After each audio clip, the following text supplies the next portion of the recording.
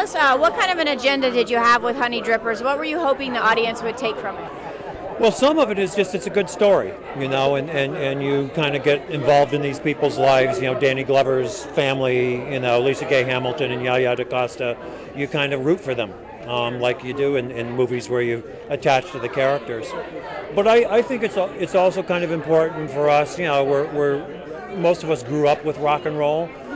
It didn't just show up like that, full form. That it came from somewhere, and it came from a lot of musicians.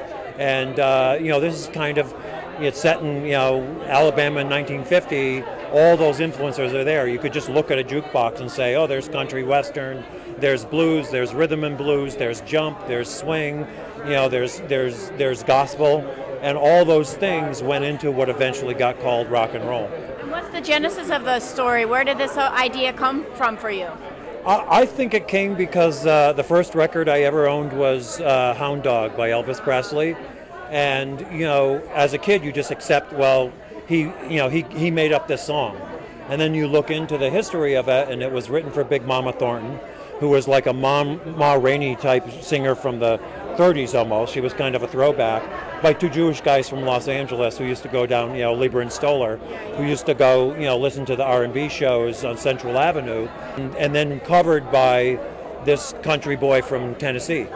And then you realize, okay, but it's rock and roll, and some of that was, as I expanded my knowledge of the music that I love, finding out the story of just all these things that went into creating this thing that we all take for granted.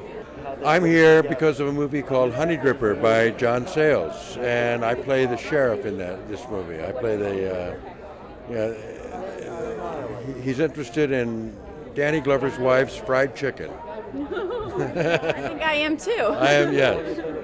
Now, the AFI Festival has a lot of fierce competition. Tell me what about Honeydrippers? It really makes it a standout film. I think the most significant thing about the movie is, aside from the characters and their behavior, wonderful actors, the music. It's about music. It's about the transition in the 1950s from the blues to rock and roll.